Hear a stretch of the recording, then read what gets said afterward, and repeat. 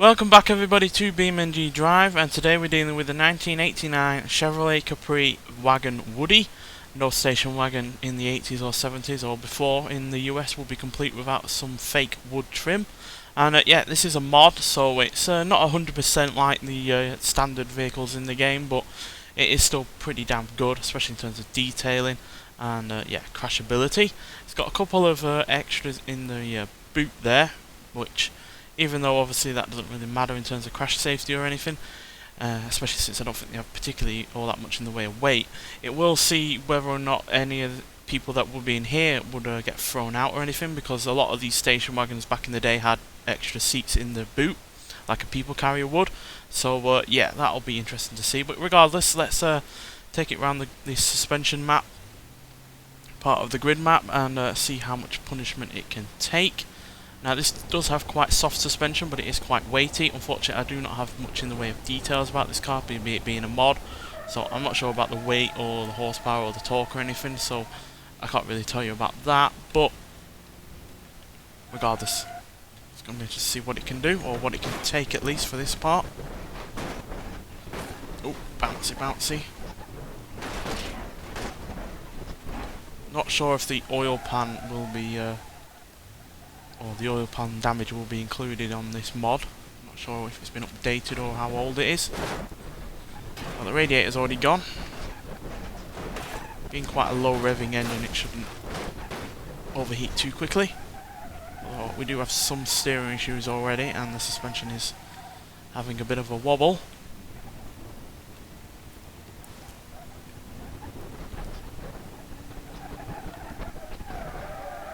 Oh dear. No brakes. Yeah, the brakes on this aren't particularly great. Which I guess is no surprise given its age.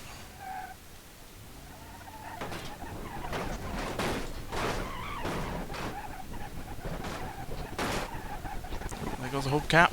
Surprised they've not lost any more since. Oh, there we go with another one. Not gonna lose any more. Oh, lost a tyre. That was a wheel that was actually playing up in terms of steering as well, so it's not going to really be all that good anymore. Now it's got no inflation. Oh, there we go, there's the other front one gone. I think we were a little bit beached, so this is not surviving all that well so far. Which is a bit surprising. I was expecting this to be quite tough in a classic American car. But yeah, we have no steering anymore. Yeah. We do to the right, weirdly enough, but to the left it's pretty non-existent. So we'll try and turn right towards another surface. Yeah, we can't even keep straight. Yeah, those wheels are not working in tandem, are they? Well, oh yeah, we can't go anywhere. Yeah, that's a bit of a bust. Those front wheels are really rather weak. The tyres are not particularly good there, but the rest of the car seems to have held up outside of the radiator, but so that should be a good sign for when we go to the rollover ramp, which we're going to go to now. So we'll do 3 rollover ramp attempts consecutively, so we'll take on the damage from each one and see if we can still run after it. Obviously if we fail on the first or second one, then we will not pass. We should hopefully be still driving at the end of the third attempt, and yeah, then we've got some explosive barrels to crash into and a cinder block wall. Right, this should be hopefully good. It'll probably roll quite nicely given it's in a station wagon with quite a cylindrical shape. Like say the muscle car that we had, the Moonhawk, which wasn't particularly good in terms of rolling over. This definitely is. But as spectacular as this looks, it's obviously going to be more damaging, the fact that it can roll over this much.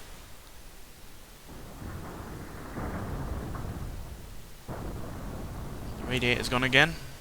No surprise after the suspension test.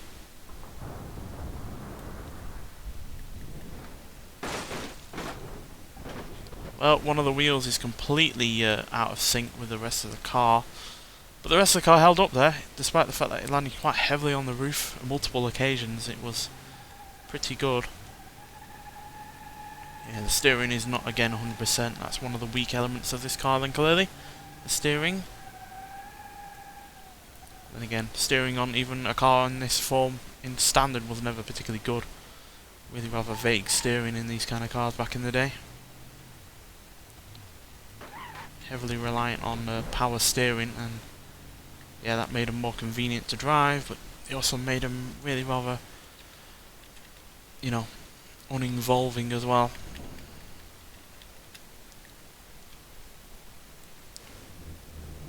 Alright, we're going to survive this second attempt.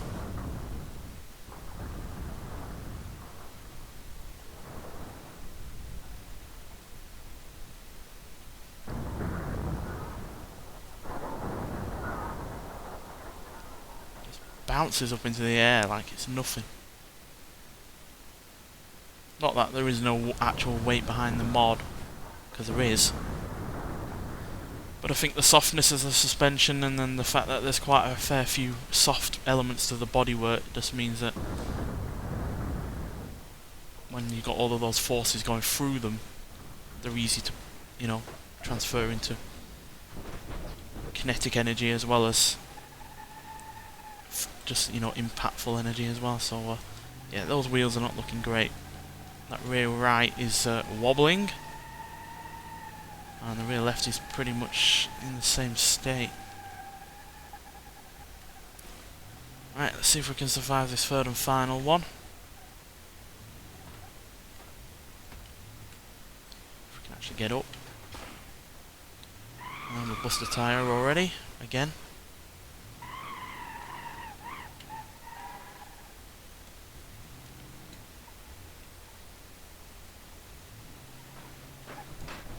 This kind of station wagon always reminds me of the station wagon out of Harry and the Hendersons, a classic 80s film. Well, classic in my eyes at least. And now we're not just stuck on the ramp, but we're also stuck on the bit that keeps us on. Oh dear, this is going wrong.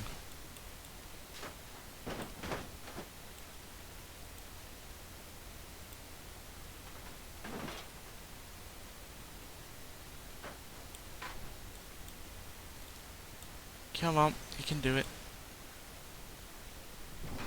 Just gotta be careful because I do not obviously want to damage the car any more than it already is, to be fair on it.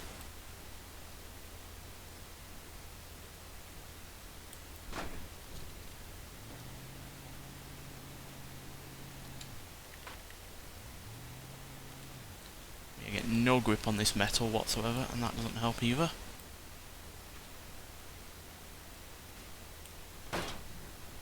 What are you stuck on?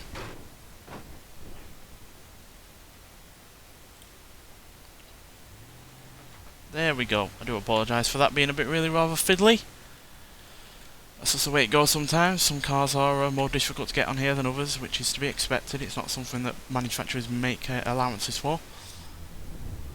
Right, we've lost another hubcap. Actually, that's our first hubcap that we've lost. Mostly because the tyre's deflated.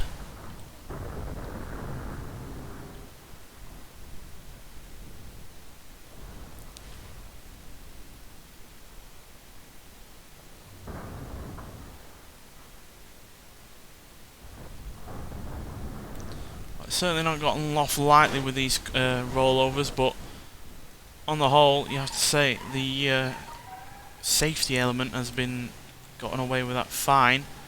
And it certainly still moves to some degree, not in a particularly efficient manner, but certainly moves better than it did with the suspension test. So yeah, I'm going to give that a pass.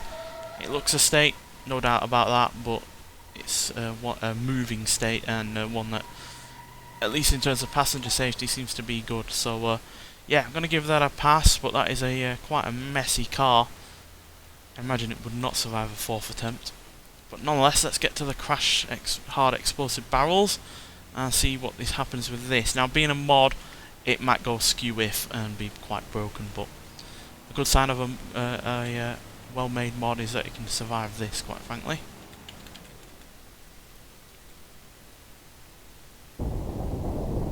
And it seems to have done. Although the tyres have blown out again and the steering looks like it's completely gone at whack. Will the rest of the car survive?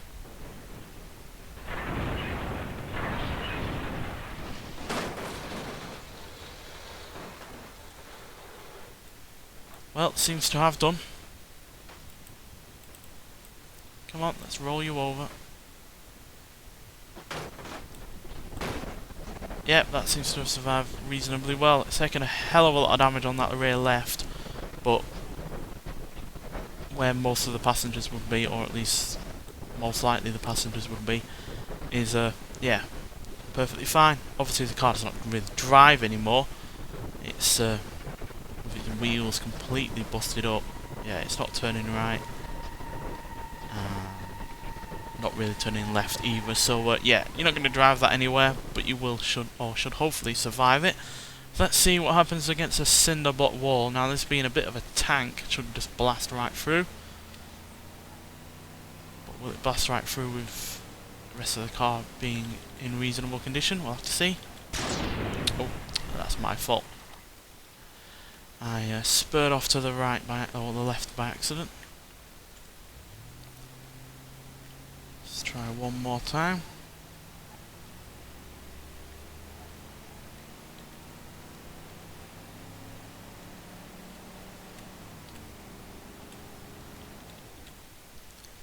There we go. What's going to happen? Oh. That's taken that really nicely. The front has definitely taken damage, but nowhere near as much as you might expect for a car from the 80s.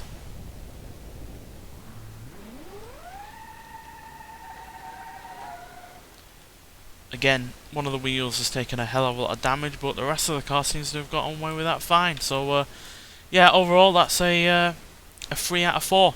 Because the rollover, the explosive barrels and the cinder block wall all fine. The grid map though itself in terms of suspension was pretty awful. Those front wheels gave up very quickly, meaning that the rest of the car didn't even get a chance to show off how tough it was. So yeah, that's a bit of a shame, but yeah, 3 out of 4 really is not bad at all. So yeah, nonetheless, let's get over to the crash hall and see what this does at 30, 40 and 60 mile an hour when we do an overlap crash test. Right, so here we are at the crash hall, so I'm expecting good things from this because it's got quite a lot of bodywork between the passenger and driver and, you know, the front of the car. So that should theoretically mean that this is quite good in terms of crash safety. 30 mile an hour though should be no trouble whatsoever, but yeah, we've seen cars deal with 30 mile an hour perfectly and then completely fail at 40 and 60.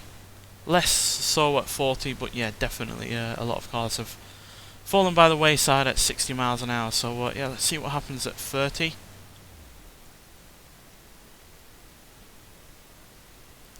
Keep it lined up. There we go.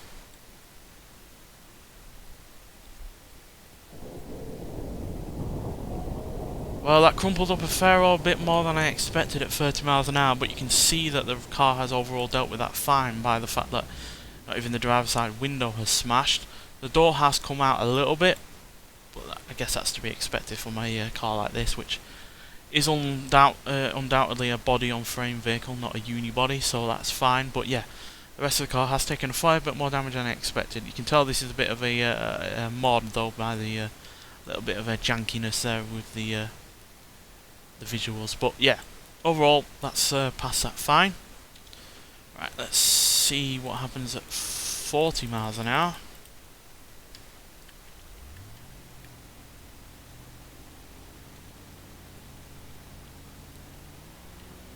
Now, I know a 10 mile an hour difference might not seem like a lot, but trust me, it can make the difference between life and death in car crashes. Not to be too morbid or anything, but that's just the reality of it.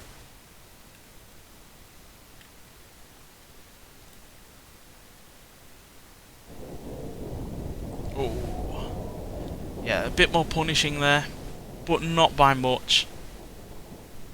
basically the same as last time with the driver's side door moving outwards, although the roof does look like it's crumpling a fair old amount. You can see there, right where the driver's side door ends, it's going down, but then the windscreen itself is going up, so that is a suspect weak point in there.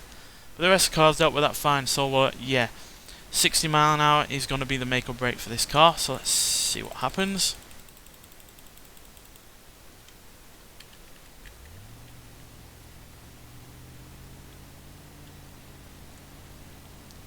Get your predictions in now. What's going to happen?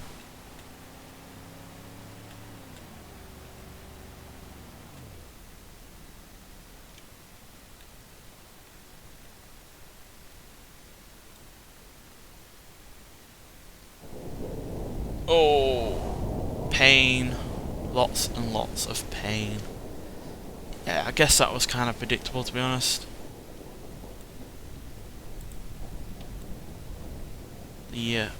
Yeah, the whole frame has twisted at the front. The roof has started to properly collapse. The B pillar has crushed inwards. The doors have popped open pretty much on the whole left side. And yeah, that has been pretty damaging. Let's move this into the light a little bit more though, so we can get an even better look at it.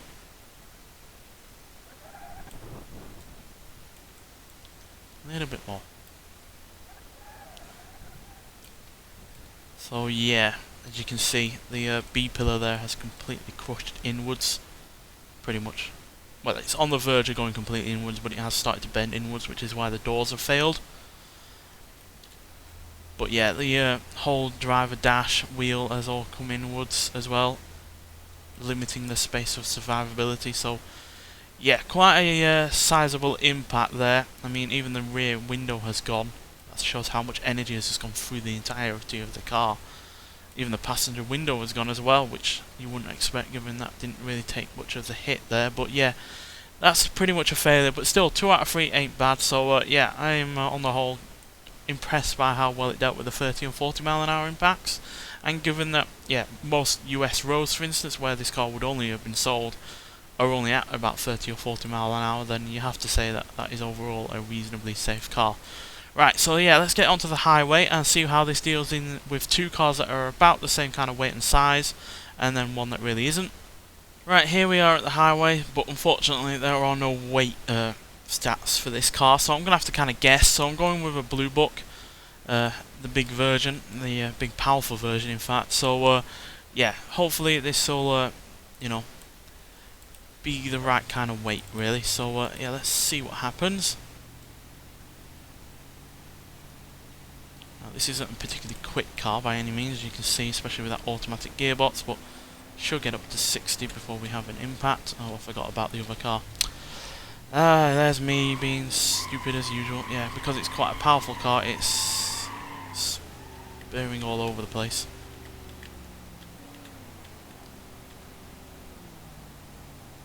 Yeah, we just have to go a bit of an angle. Oh! Well, I think we're the ones that got off better than the Blue Book there. Yeah, the steering wheel is nearly into the driver's seat. So, yeah, we got off that perfectly well, to be honest. Not even sure if this is anywhere near the weight of the Blue Book there, but regardless, that seems to have worked fine. So, yeah, let's see if we can get in another vehicle that is about the same kind of guesstimate kind of weight. Let's see. Let's go up against another 80s American car. We'll go up against a Sport S 3800. Lighter than the Blue Book, so this might well be a little bit underneath the weight of the Capri, but let's nonetheless take a look.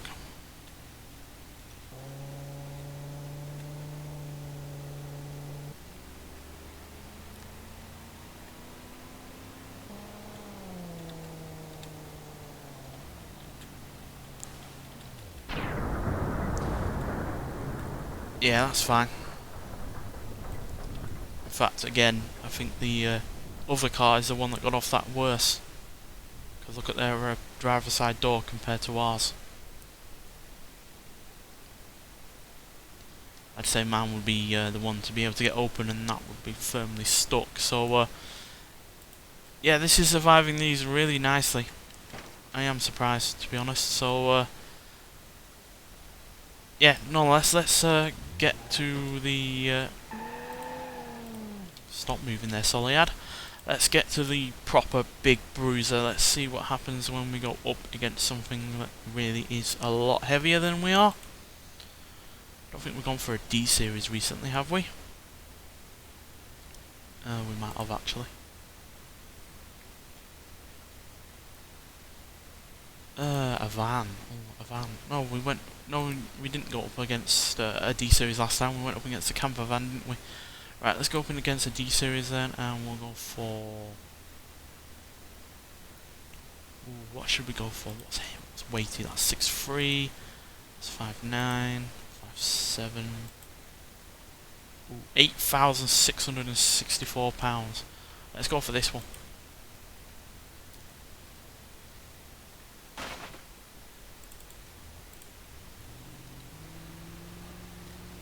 This is quite a beast to go up against. It's pulling heavily to the left though, so that's something I'm going to have to keep an eye on.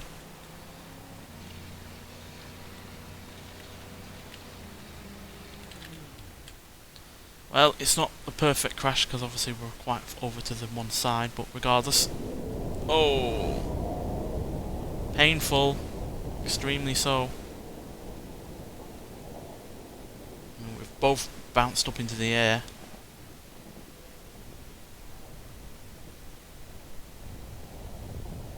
And this box version is coming crashing back down.